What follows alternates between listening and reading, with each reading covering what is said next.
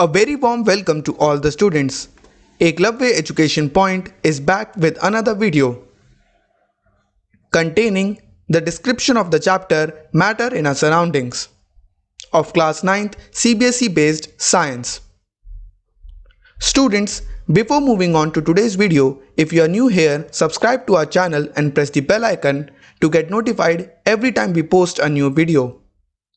Also follow us on Facebook, Instagram and Twitter to get real-time updates about our upcoming projects. Students, in this video, we will discuss the chapter Matter in Our Surroundings of class 9th CBSE based science. This chapter contains 5 major topics. And in this particular video, we are going to discuss topic 3, that is states of matter. Students, आपके इस topic के अंदर 3 सब topics आते हैं. उनमें से पहला है solid state. Basically states of matter के अंदर हम लोग मैटर की डिफरेंट स्टेट्स के बारे में जानेंगे. पहली स्टेट है सॉलिड स्टेट. इस स्टेट के अंदर ऑब्जेक्ट्स की एक डिफरेंट शेप होती है, उनकी डिस्टिंक्ट बाउंड्रीज होती हैं और उनकी वॉल्यूम भी फिक्स्ड होती है. सेकंड हमारे पास में आती है लिक्विड स्टेट. इस स्टेट के अंदर ऑब्जेक्ट्स की कोई डेफिनेट शेप नहीं होती. बेसिकली वो शेप ले लेते हैं जिस कंटेनर में उनको रखा जाता है. उनकी कोई डिस्टिंक्ट बाउंड्रीज नहीं होती. उनकी बाउंड्रीज वही होती हैं अगेन जिस कंटेनर में उन्हें रखा जाता है और उनकी फिक्स्ड वॉल्यूम होती है. ओके. और थर्ड हमारे पास जो स्टेट आती है वो है गैसियस स्टेट. अब ये स्टेट थोड़ी डिफरेंट है. इसके अंदर कोई डेफिनेट शेप नहीं होती. अगेन इनकी शेप वही होती है जिस कंटेनर में इन्हें रखा जाता है. इनकी कोई डिस्टिंक्ट बाउंड्रीज नहीं होती. इनकी बाउंड्रीज वही होती हैं जिन कंटेनर में इन्हें रखा जाता है और इनकी कोई वॉल्यूम भी फिक्स नहीं होती बिकॉज इनकी वॉल्यूम उस कंटेनर की वॉल्यूम पे डिपेंड करती है जिसमें इन्हें रखा जा रहा है. इस स्टेट के अंदर पार्टिकल्स के बीच में काफी ज्यादा स्पेस होता है. इसके बारे में हम आगे पढ़ेंगे. Let us first move on to our first state, that is the solid state. अब सॉलिड स्टेट के बारे में हम बेसिक डेफिनेशन पहले जान लेते हैं. Solid is one of the 3 main states of matter along with liquid and gas. इसका मतलब सॉलिड उन 3 मेन स्टेट्स में से है मैटर की जिसके अंदर लिक्विड और गैस भी आती हैं.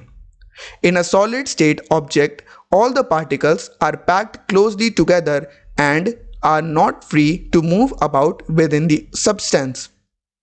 मतलब एक सॉलिड स्टेट ऑब्जेक्ट के अंदर सारे के सारे पार्टिकल्स एक साथ क्लोजली पैक्ड होते हैं और वो फ्रीली अराउंड मूव नहीं कर सकते. इस चीज को आप इस इमेज के थ्रू भी समझ सकते हैं जो मैंने यहां पर दे रखी है. इस इमेज के अंदर सारे के सारे पार्टिकल्स एक दूसरे के साथ में क्लोजली पैक्ड हैं. इनके बीच में फोर्स ऑफ अट्रैक्शंस काफी ज्यादा हैं और ये फ्रीली मूव नहीं कर सकते, यानी कि इनकी शेप, इनकी बाउंड्रीज और इनकी वॉल्यूम चेंज नहीं हो सकती. अब इनमें कुछ एक्सेप्शंस भी होते हैं लेकिन वो होते सॉलिड स्टेट ही हैं. तो सबसे पहले इनके एक्सेप्शंस देख लेते हैं. पहला एक्सेप्शन हमारे पास में है what about a sponge, it can be compressed. Basically जो स्पॉन्ज होता है उसको आप कह रहे हो कि कंप्रेस कर सकते हैं. और अभी हमने पढ़ा कि सॉलिड्स जो होते हैं उनके पार्टिकल्स के बीच में बिल्कुल भी गैप नहीं होता, स्पेस नहीं होता, तो उनको कंप्रेस कैसे किया जाता है. बेसिकली जो स्पॉन्ज होता है उसके बीच के अंदर छोटे छोटे माइन्यूट होल्स होते हैं और उन होल्स के अंदर एयर फिल्ड होती है. जब हम किसी तरह के स्पॉन्ज को दबाते हैं तो वो एयर बाहर निकल जाती है, एक्सपेल आउट हो जाती है. सेकंड क्वेश्चन है sugar and salt take shape of jar they are kept in, are they still solid. मतलब कि शुगर और सॉल्ट को जिन जार में रखा जाता है, जिस भी जार के अंदर रखा जाता है, वो उसकी शेप ले लेते हैं लिक्विड्स और गैसेस की तरह. तो क्या वो भी सॉलिड्स हैं? बिल्कुल, वो भी सॉलिड्स हैं क्योंकि शुगर और salt as a whole compound उस जार की शेप ले लेते हैं. एक पर्टिकुलर क्रिस्टल की शेप हमेशा सेम रहती है. अगर आप शुगर या सॉल्ट का एक पर्टिकुलर क्रिस्टल देखते हैं तो उसकी शेप हमेशा फिक्स रहेगी, उसकी शेप पर्टिकुलरली कभी चेंज नहीं करेगी. एज अ होल जब हम उनको जार के अंदर भर देते हैं 1 kg या 2 kg, तो वो उस जार की शेप ले लेते हैं. थर्ड क्वेश्चन हमारे पास में है what about the rubber band, is it a solid. तो रबर बैंड के केस के अंदर ये क्वेश्चन हमारे पास क्यों आता है? क्योंकि लोग पूछते हैं कि रबर बैंड स्ट्रेच हो सकता है. अगेन वही क्वेश्चन कि अगर पार्टिकल्स के बीच में फोर्स ऑफ अट्रैक्शन बहुत ज़्यादा है तो वो स्ट्रेच कैसे हो पा रहा है. रबर बैंड अपनी शेप को चेंज करता है जब भी उसके ऊपर फोर्स लगाया जाता है। उसके पास में एक स्पेशल फीचर या कैरेक्टरिस्टिक्स होता है रबर बैंड का, जिस वजह से वो अपनी शेप को चेंज कर लेता है व्हेन अंडर फोर्स। लेकिन जब हम फोर्स को रिमूव करते हैं तो अगेन उसकी शेप सेम हो जाती है, जस्ट लाइक अ स्पॉन्ज, एक स्पॉन्ज की तरह। अब हम मूव करेंगे हमारे सेकंड सब टॉपिक, द लिक्विड स्टेट की ओर। तो लिक्विड स्टेट की पहले बेसिक डेफिनेशन देख लेते हैं। A liquid is a nearly incompressible fluid that conforms to the shape of its container but retains a nearly constant volume independent of pressure। इसका मतलब है एक लिक्विड एक नियरली इनकम्प्रेसिबल, यानी कि टोटली इनकम्प्रेसिबल तो नहीं होता, नियरली इनकम्प्रेसिबल फ्लूइड होता है जो उस कंटेनर की शेप ले लेता है जिसके अंदर उसे रखा जाता है, and contains and nearly constant volumes independent of pressure, यानी कि उसकी वॉल्यूम जो होती है वो नियरली कांस्टेंट होती है और प्रेशर से इंडिपेंडेंट होती है, यानी कि अगर प्रेशर को चेंज किया जाता है तो वॉल्यूम पे ज़्यादा चेंज नहीं आता। As such it is one of the three fundamental states of matter, other being solid and liquid, जो हमने पहले पढ़ा है कि सॉलिड और गैसेस के अलावा लिक्विड भी एक फंडामेंटल स्टेट ऑफ मैटर होती है। अब लिक्विड हमें इससे काफ़ी कुछ ज़्यादा पढ़ाते हैं। यहाँ पर एक आपके सामने इमेज है जिसके अंदर आप देख सकते हैं कि लिक्विड के सारे पार्टिकल्स ने इस कंटेनर की शेप ले ली है जिसके अंदर इसे रखा गया है। और यहाँ पर आप एक चीज़ नोटिस कर सकते हैं कि इसके पार्टिकल्स के बीच का जो गैप है वो सॉलिड से थोड़ा कम है, थोड़ा ज़्यादा है। इसके बीच का गैप थोड़ा ज़्यादा होता है पार्टिकल्स के बीच का, इसी वजह से ये नियरली इनकम्प्रेसिबल होते हैं, कंप्लीटली इनकम्प्रेसिबल नहीं होते हैं। तो हम लिक्विड से और थोड़ा डिफरेंट क्या सीख सकते हैं। यहां पर एक इमेज है एक कोल्ड ड्रिंक की, और इस डायग्राम के अंदर आप देख सकते हैं कि सबसे पहले डायग्राम में हमारे पास में सॉलिड्स हैं, एक बॉक्स के अंदर आप देख सकते हैं सॉलिड्स हैं। दूसरे डायग्राम के अंदर आप देख सकते हैं कि उसी बॉक्स के अंदर जो पार्टिकल्स हैं उनका अमाउंट कम हो चुका है और उनके बीच का स्पेस बढ़ चुका है। और थर्ड इमेज के अंदर आप देख सकते हैं कि पार्टिकल्स का अमाउंट बहुत ज़्यादा कम हो चुका है और उनके बीच का गैप काफ़ी ज़्यादा बढ़ चुका है। इससे हमें क्या समझ में आता है? Gases from atmosphere diffuse and dissolve in water, यानी कि एटमॉस्फेयर के अंदर जो गैसेस होती हैं वो डिफ्यूज करती हैं और डिसॉल्व करने लग जाती हैं वाटर के अंदर।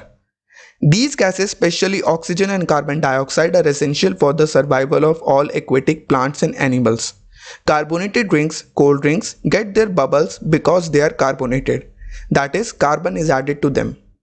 इस पूरे सेंटेंस का या फिर उस पूरे के पूरे डायग्राम का मतलब क्या है? इसका मतलब ये है कि लिक्विड के पार्टिकल्स के बीच में इतना गैप होता है कि दूसरे किसी कंपाउंड के पार्टिकल्स उसके बीच के अंदर आके अपनी जगह ले लेते हैं, यानी कि गैसेस के पार्टिकल्स लिक्विड्स के अंदर डिफ्यूज हो जाते हैं और लिक्विड के पार्टिकल्स के बीच में अपनी जगह क्रिएट कर लेते हैं।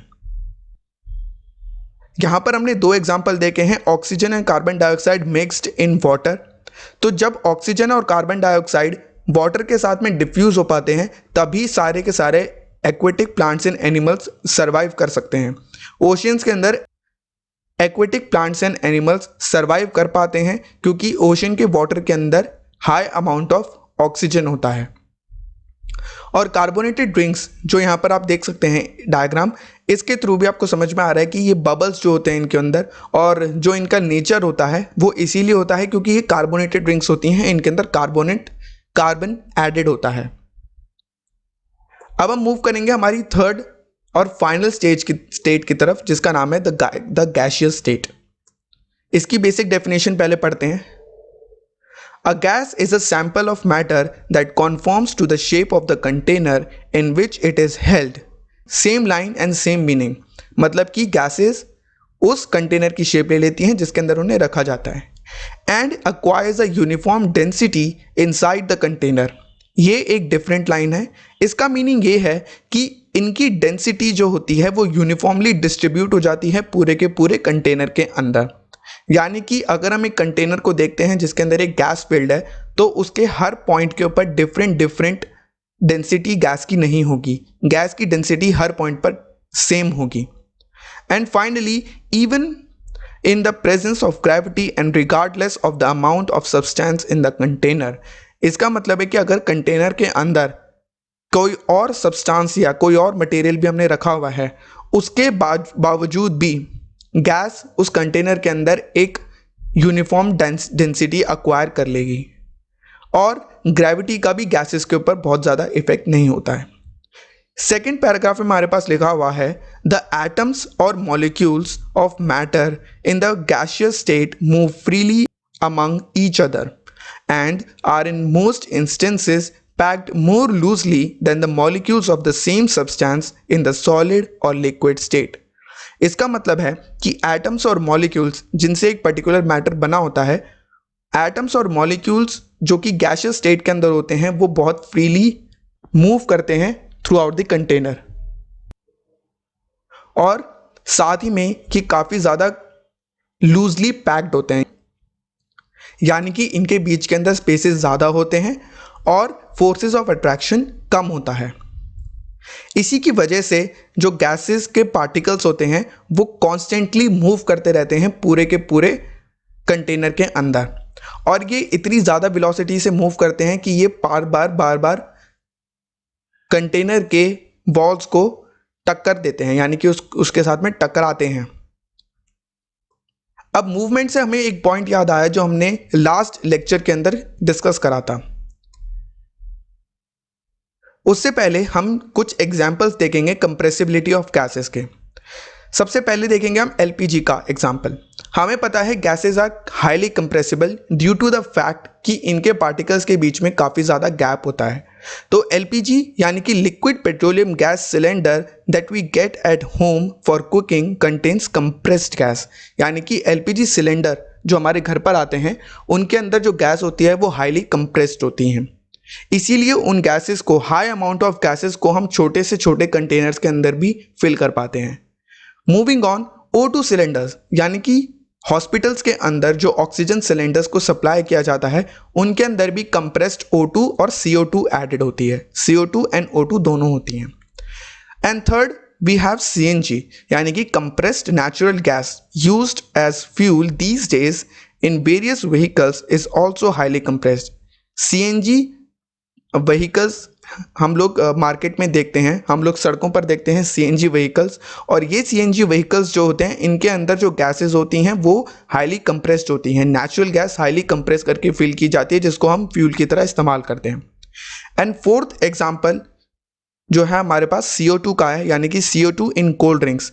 अगेन लास्ट PPT के अंदर हमने जैसे देखा था कि कोल्ड ड्रिंक्स के अंदर हम CO2 को ऐड करते हैं, यानी कि CO2 गैस को हम डिफ्यूज करते हैं कोल्ड ड्रिंक्स के अंदर, तो वो भी by the process of compression ही हो पाता है। गैसेस को कंप्रेस किया जाता है, CO2 गैस को कंप्रेस किया जाता है ताकि वो कोल्ड ड्रिंक्स और लिक्विड के अंदर डिफ्यूज हो सके। अब मूव करते हैं, particles of matter are continuously moving. तो ये चीज़ हमने लास्ट लेक्चर के अंदर देखी थी कि पार्टिकल्स जो होते हैं वो कॉन्स्टेंटली मूव कर रहे होते हैं, कंटिन्यूसली मूव कर रहे होते हैं, जिसकी वजह से जब कोई पर्टिकुलर इंसेंस स्टिक जल रही होती है उस समय पर हमें उसकी स्मेल लेने के लिए उसके पास नहीं जाना पड़ता। ये एग्जांपल आप कुकिंग के टाइम पर भी देख सकते हैं।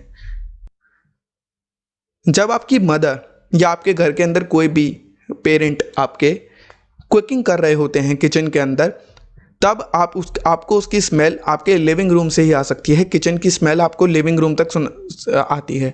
उसका मेजर रीज़न यही है कि जैसे जैसे टेम्परेचर इंक्रीज़ करता जाता है, जो गैसेस हैं उनकी काइनेटिक एनर्जी इंक्रीज़ करती है, उनके पार्टिकल्स जो हैं वो ज़्यादा तेज़ी से मूव करते हैं और ज़्यादा डिस्टेंस पर मूव करना शुरू कर देते हैं। और यही सेम रीज़न से इंसेंस स्टिक की जो स्मेल होती है वो पूरे के पूरे रूम के अंदर फेल हो जाती है। यहाँ पर एक पॉइंट जो आपको देखना चाहिए वो ये है कि ठंडा खाना और गर्म खाने के अंदर फ़र्क क्या होता है। अगर आपके पास में कोई खाने की चीज़ है जो ठंडी है, उसकी स्मेल लेने के लिए आपको अगेन उसके पास जाना पड़ेगा, और गर्म खाने की स्मेल आपको दूर से ही आ जाती है। इसका भी सेम रीज़न होता है। So now students, on this note I would like to conclude this video. If you like this explanation, give it a thumbs up and share it with your friends. Also, subscribe to our channel and press the bell icon for all latest updates. I will be back tomorrow. Till then, thank you.